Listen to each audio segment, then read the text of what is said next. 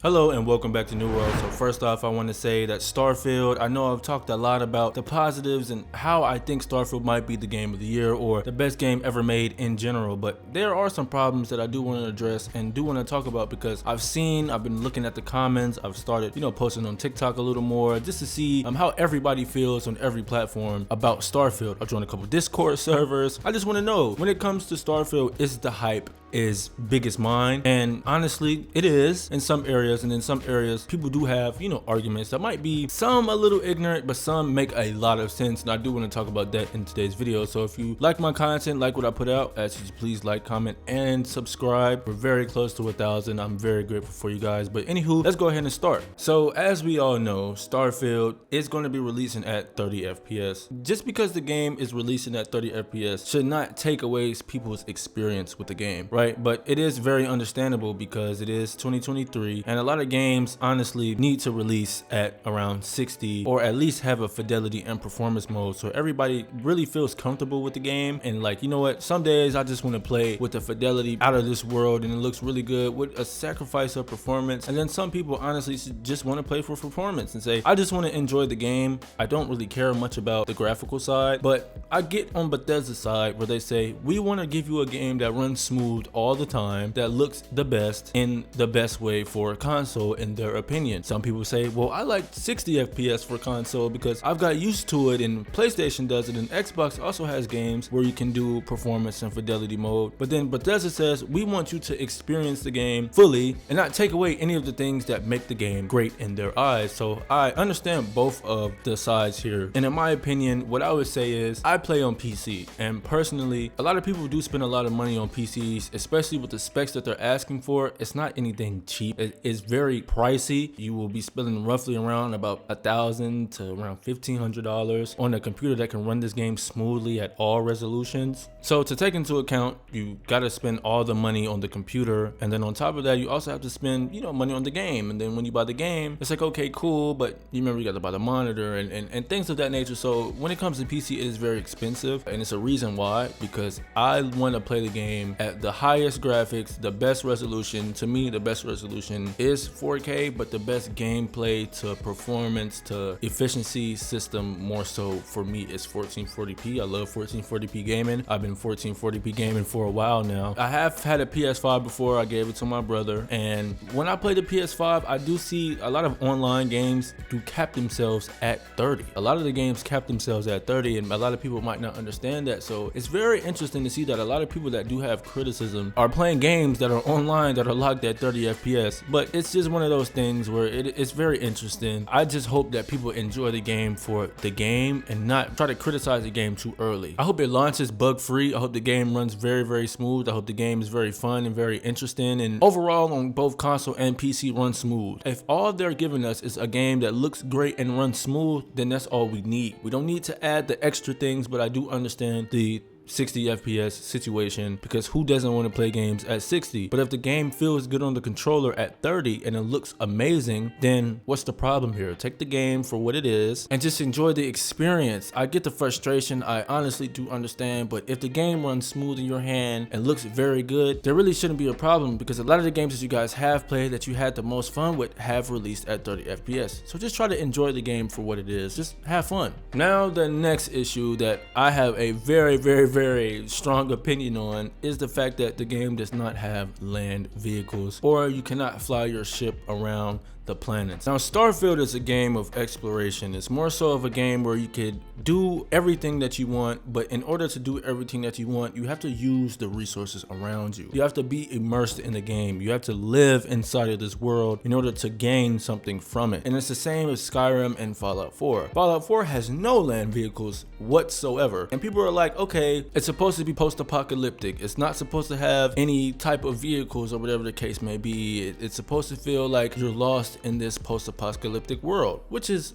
understandable. But at the same time, if you have these very complex guns, then what is the delaying factor when it comes to the vehicles? You can say architecture. Well, that makes sense. But here's the interesting thing about Starfield. You have to live in the game. Like I said, you have to be inside the game, and you can't just brush past everything. Now, if you had a land vehicle right now and you had the game in your hands and you need iron, You're going to speed your way around the whole planet until you find your iron, speed back to your ship, and just go. That's it. You're just gonna speed past it. If you had space flight inside of the planet, which they said they don't have, you would just fly across everything, get what you wanted, and then leave. Where is the experience and the fun in that? Where is the immersion inside of that? That is the problem. We have the ability to make living quarters that we can transport with us where we want to go, and it seems like people's last resorting factor when it comes to this game is it doesn't have land vehicles, it sucks. That is not the correct way to judge a game. I mean, I understand, but at the same time, it just seems like if you want to immerse yourself in space, you have to have the sense of scarcity. I have this ship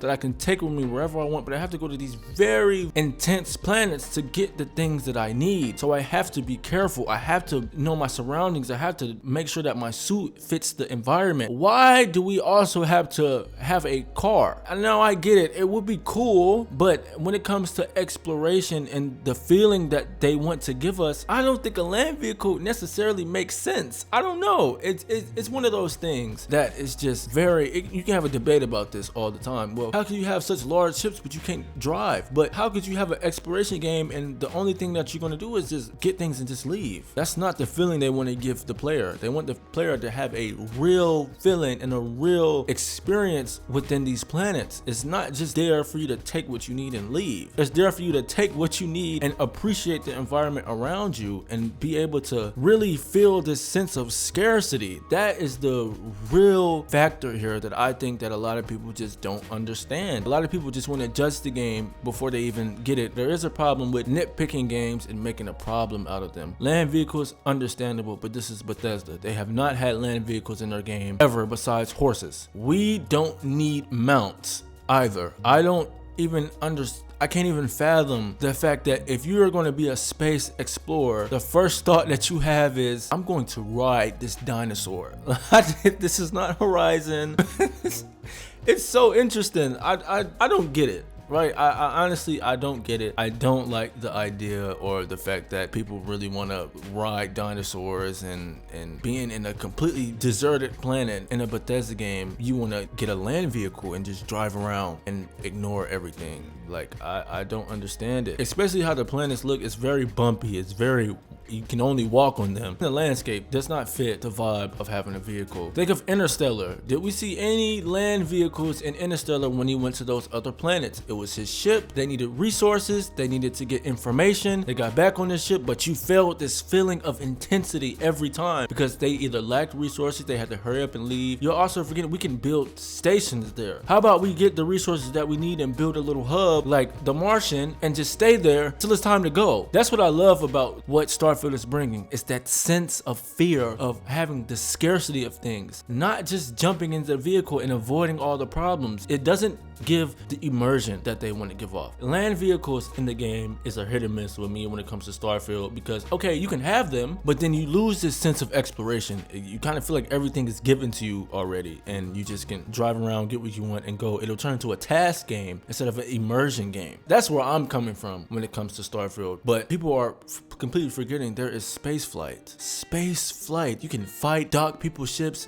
steal them, go to whatever space party they have, visit your grandmother. It's so many positive things, but it seems like a lot of people want to focus on the negatives. And this is the last thing I do want to talk about. For my PC players, I understand that the AMD signing may have upset a lot of people because I know a lot of people want to experience 4K and they can't experience it as much without DLSS, which is very, very, very understandable. I hope that they have an update. I hope that they add DLSS in any type of way. I know a lot of people do not agree with FSR. If Bethesda sponsored them, then my idea is that FSR will be pretty good. Like it won't be jagged, it won't be too smooth, or it won't look very upscaley. It'll look pretty good. I don't think that Bethesda will want to do anything with AMD if they didn't believe in their product. No DLSS is a very understood bummer. That is something that honestly I could sit there and say, you know what, they messed up a little bit because it's such a great game and it's so much to do. The least you could do is let everybody be able to play it however they want to play it and be able to have DLSS. DLSS is just something where I want to play in 4K, but I can't play in 4K if I have a,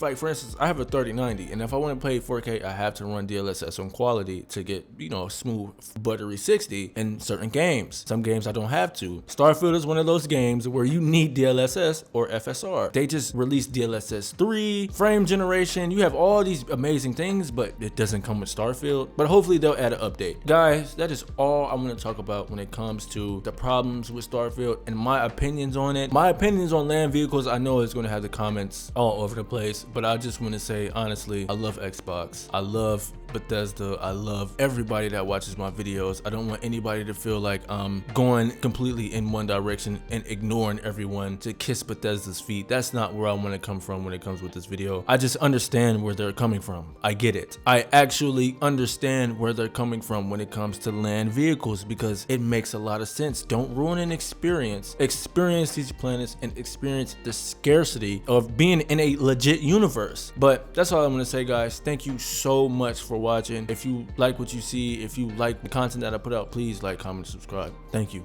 New World out.